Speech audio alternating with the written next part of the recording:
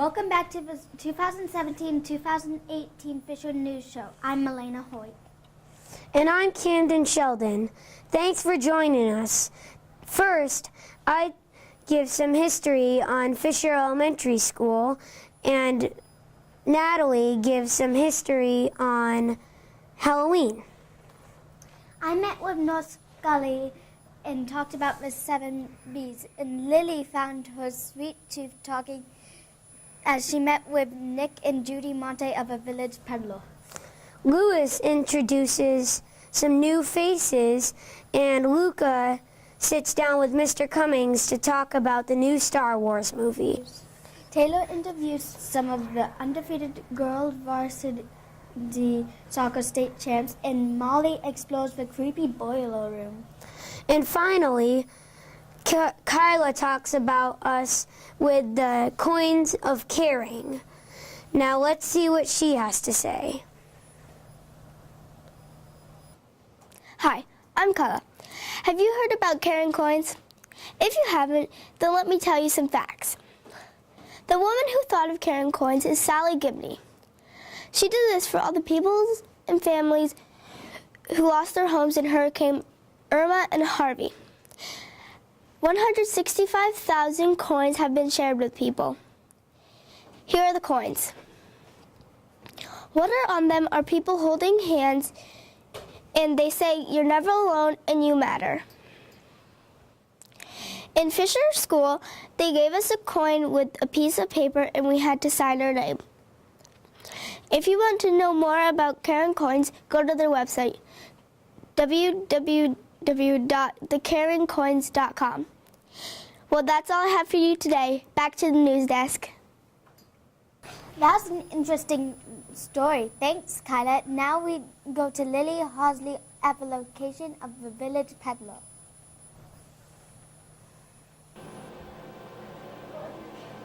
Hello, I'm Lily, and today I'm talking to Nick Monte, owners of the Village Peddler in East Arlington. Some of you may know Nick because he has an amazing candy store. They have lots of delicious candies like chocolate, fudge, and gelato, and lots more. Could you tell us a bit about how you got into making candy? That's a very hard question. I like to cook, and I had a secret ambition when I was your age that I wanted to be a pastry chef, and that never materialized. And when we opened this little shop, we were making fudge, and the candy part of it just kind of evolved. We just got into it, and because I enjoyed doing it. It was a very rewarding thing to do. So we enjoyed it, and most of all, I love chocolate. So, What made you want to open a shop in East Arlington? well, we used to own the general store here in town, which is now Hers Market. We had that for 25 years when we moved to town, and in an effort for me to slow down, we opened up, this business was up for sale, and we were friendly with the owners, and we decided to buy it. It was supposed to be something for just my wife and I to kind of work at and enjoy after we sold the variety store. And then I got into making chocolate, and now I have two stores, and I love it. What is your favorite part about making chocolate and fudge? Well, my favorite part, I guess, is to see the satisfaction of people when they come into the store. You know, people come in the store, and they could be having a bad day, and they just take a big smell of that chocolate, and the next thing you know, they have a smile on their face, and they're so happy and everything. So, and it's a sense of accomplishment to see all of this, to know that we're responsible for making all of those different kinds of chocolates out there, and at the same time putting a smile on a lot of people's faces. How long have you been in the chocolate making industry? I have been making chocolate for about 25 years. 25 years now working with chocolate, and before I opened up my store in Bennington, I went to candy school. And that was a very interesting thing for me because I hadn't been to school in a long time. So I'm a graduate of a candy school at Gannon University in Erie, Pennsylvania. How has Arlington changed since you opened a candy shop? Well, first of all, East Arlington has changed a lot. This used to be a very thriving tourist area. We had the Candle Mill across the street, a toy shop, a cook store. And that's all gone now, and we're the only ones left. So we're fortunate to have a good customer base, and so now we've been able to survive, but it's hard because the lack of local people that come into the store makes it very difficult for us to keep the store, especially when you're talking about a perishable product. So it was a lot busier? Yes. When the Candle Mill was across the street, and the cook shop, and there was a toy store there. We had IGA across the street. All of these things, brought a lot of people to the area. And nowadays, with people traveling the way they do, it's nothing to get in their car and drive off to Albany or someplace, and they don't think about shopping local, which is something that we're always fighting. What kind of candy fails have you had in the years you've been making candy? Well, when I first started working with chocolate, I knew nothing. I knew nothing about it or anything. So I would I'd make batch after batch after batch of something, and it would turn white and streaky and so on, and I would be throwing it away all the time. Learning that learning part, I threw a lot of away. And then one of our main items here is a butter crunch, and we have to cook that to a very high temperature.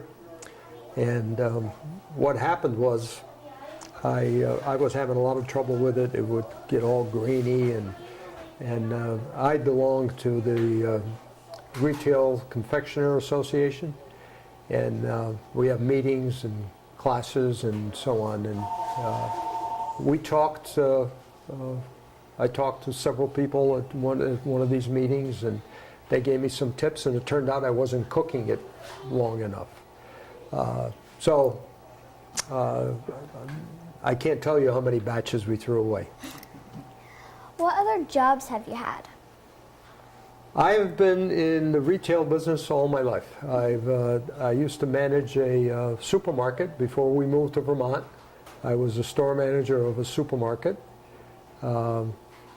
I started working there when I was in high school as a clerk, and then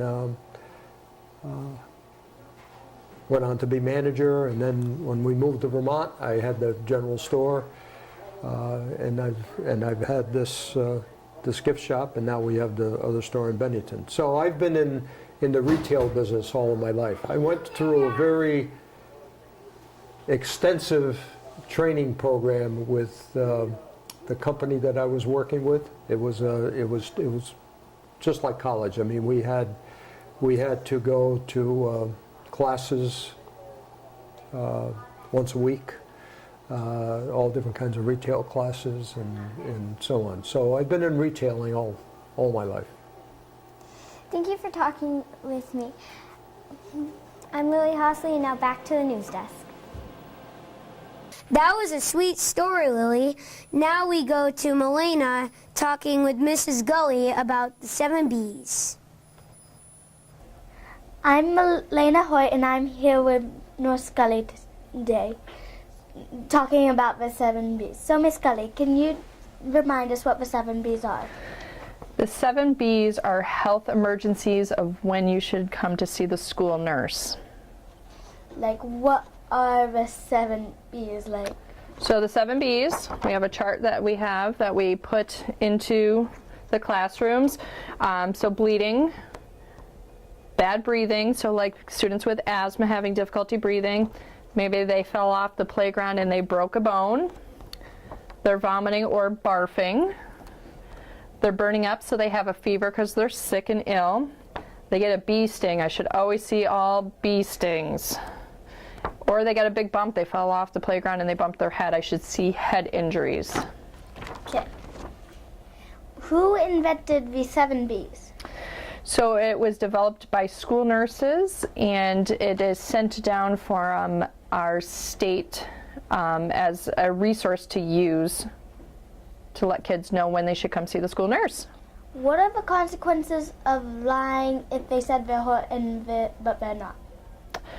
Well, it would bring my attention to that student, so I'd want to go to them immediately, and potentially there could be another student that's really injured that needs my attention. So it's not good to lie because it can distract me, and then the other student could get hurt by doing that. We always like to tell the truth and keep everybody safe and healthy. Thank you for joining me. Back to the news desk. Thanks, Mrs. Scully, for sitting down with me. Now we go to Taylor in the girls' varsity state champs. Hi, I'm Taylor Wilkins, and today I'm here with Amy, Frank, and Gracie Smith. They're from the girls' varsity soccer team. They won against Proctor. I have some quick questions. How did you think of your team at first? Well, in the beginning of the season, we were a little nervous because last year we had a somewhat difficult season. We were kind of in the middle of the pack throughout, I'd say, the whole time.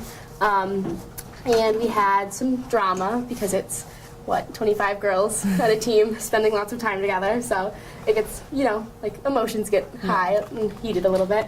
But this year, at the beginning of the season, our coach brought in Chris Howe, who's a Navy SEAL, and he worked with us for an entire Saturday. Pretty much 3 hours, and we did push-ups and jumping jacks and planking, and it really helped motivate us and helped us learn a lot of teamwork stuff and how to play for each other instead of just like with each other, I guess. How did you feel when you won? Great. It felt pretty good to win, and it was a relief, honestly, because everything, like all the stress was gone and it was over and we had done it, and like it was so worth it. What was your biggest strength as a team? I would say communication. We worked on this a lot throughout the entire year. Every game, our goal was like To talk more. and to have good communication. So I'd say that was our biggest strength. Were you surprised that you weren't losing all season? I was a little bit surprised when we went the whole season without losing, because I don't know, I expected like a couple of games to go bad or like there to be a really good team, and like I don't know, I feel like soccer, like you lose and you win, but it felt pretty good to win all of them, and like I was very surprised. Thank you for coming. I'm Taylor Wilkins, and back to the news desk. Thanks, Taylor. Arlington is proud about their Lady Eagles. Let's see what Luca and Mr. Cummings have to say about the 8th episode of Star Wars. Hi, I'm Luca Biddle, and today I'm going to be talking with Mr. Cummings about the new Star Wars The Last Jedi movie. So, Mr. Cummings. Yes. What are some theories you have on this movie? Oh, there are a lot of theories. So when I first watched it, it definitely had a huge. When I watched the trailer, it seems like it's following the path that the Empire Strikes Back took. And it looks like the relationship is they're trying to figure out what's going on between Rey and, oh gosh, who's the new bad guy? Kylo Ren. Kylo Ren. So we don't know who her parents are. We know that his parents are Han and Leia. So is Rey the sister that they never knew about? Could she be like Obi-Wan Kenobi's or something from far back? She's obviously strong with the Force. So, yeah, and we still don't know who Supreme Leader Snoke is, other than he's another Force-wielding kind of guy. So it seems like she has to be Rey has to be, oh gosh, I keep forgetting his name. Kylo Ren. Kylo Ren has to be Rey's brother. I don't see any other way that they can take the plot than that. So I'll be pleasantly surprised to see what they end up doing. What do you think? Well, I have a theory about who Snoke is. Okay. I'm pretty sure, because I've done some research, that Snoke is really the Emperor's... Palpatine. Yeah, Emperor Palpatine's... Well, just Emperor Palpatine but with, like, a different name. Gotcha. So I've heard Emperor Palpatine as Supreme Leader Snoke. I also heard Mace Windu, right? So Mace Windu tried to fight him in Attack of the Clones or Revenge of the Sith, got knocked out the window. We never heard from him again. All the Jedi are killed. So I heard a theory that it could be Mace Windu, but that seems a little bit far-fetched for me. I could see Darth Sidious, Emperor Palpatine coming back as the bad guy again for sure. Mm-hmm. So, what other theories do you have? So there's a new character being introduced, and I don't remember his name, but he's played by Benicio del Toro, who's very much like a rogue-like Han Solo character from the original trilogy. So I think that's going to be really interesting. You know, the first movie really followed A New Hope. I mean, it was like the Death Star all over again, which was fine. I was okay with that. But I need them to take this new movie and take it in a different direction than just following the basic plot line of Empire Strikes Back. I'm hoping that it gets kind of open and creative. The worlds look really cool. There's some new foxes and interesting characters. And there's that new little creature that we see next to Chewbacca. He looks like a little cute, I don't even know how to describe him. I hope it's not another Jar Jar Binks. I think everybody in the Star Wars universe learned their lesson with the horrible mistake that is Jar Jar Binks. But he looked cute, and okay, I can take some cuteness, especially if he's like Chewie's little buddy, you know, like a big version and a little version of Chewie. That would be cool with me. So, the thing that I was really hoping for that I haven't seen yet, you know, the whole first part of The Force Awakens, we see Rey with a staff, and then when we see all the trailers for The Last Jedi with her on the island with Luke, she has a regular lightsaber. I really want to see her put together a double-bladed lightsaber. She's used to using a staff. It would make the most sense if she did that. So that if anything happens in this new movie, I just want to see Rey with a double-edged lightsaber. I actually have another idea. She might use her staff and kind of improve it by making it so that it can be longer as a lightsaber. Gotcha. So I know, you know, a lot of the weaponry follows some of the Japanese samurai like styles. So there's a weapon called a naga, maybe. It's basically a pole with a sword at the end of it, and it was used during the samurai times. So I could see if they were going to continue with that line, that they could do that as well. That would be cool. Yeah. So, anything else? December 18th. I'm really excited to see it. I already bought my tickets, so Nice. we'll have to do another episode and talk about it after we've actually seen the movie. Yes, definitely. Cool. That's quite a story. You guys know your Star Wars. Next up, Camden looks at the history of Fisher. Hello, my name is Camden Sheldon, and today I will be talking about the history of Fisher Elementary School. Before Fisher Elementary, there were 12 Arlington schools. The 5th Arlington school had a teacher who only got $1 a week. The 6th Arlington school was moved around a couple times, but now it's at the other end of the soccer fields. Fisher Elementary School was built and named in honor of Martha Canfield Fisher in 1957. The school was expanded with new classrooms, a library, and a multi-purpose room in 1993, a new playground in 2014. In 1958, there were 150 students at Fisher Elementary School, and in 2000-2003, there were 190 students, and now in 2017, there are 220 students. On September 22nd, 1957, at 2:30 p.m., Fisher School first opened. The next day, people roamed the new Fisher Elementary to see if it was what they wanted their kids to go to. Well, that's all the time I have today, folks. Now back to the news desk.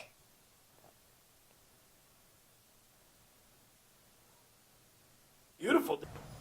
I liked learning about the history of Fisher. Now, Natalie talks about the deep, dark history of Halloween.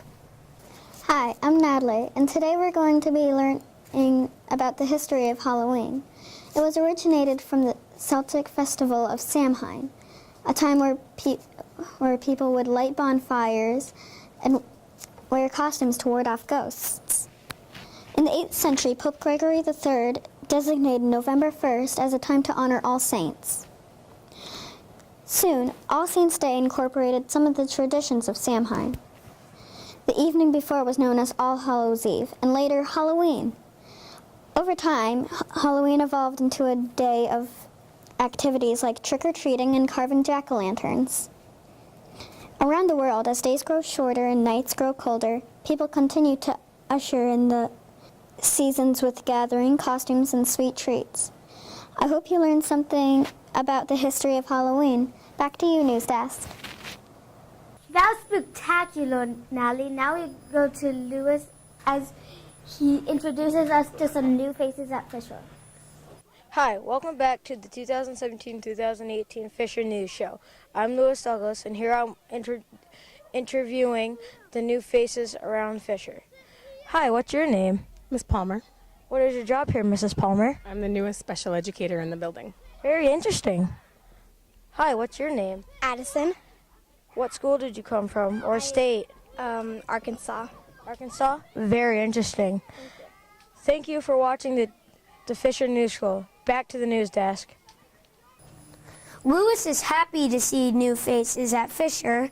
Now let's see what Molly talks about for the scary boiler room. Have you ever wondered what strange but interesting things go on in the boiler room? Well, you're in luck, because today I, Molly Millette, am going to tell you. The first thing I will be sharing with you is a chemical called asbestos. Asbestos is a fireproof chemical that causes cancer called malignant mesothelioma. This cancer affects the tissue of the lungs, so that's why kids aren't allowed in the room. Next are many important things that we need the boiler room for. All of the school's heat from the equipment is in this room. Also, the water supply comes from here. There's a whole bunch more, but that's all the time we have. I'm Molly Millette. Now let's go back to the news desk.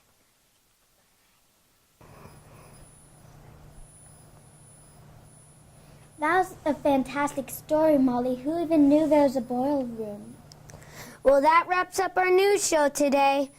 And I'm Camden Sheldon. And I'm Melena Hoyt. Tune in next time.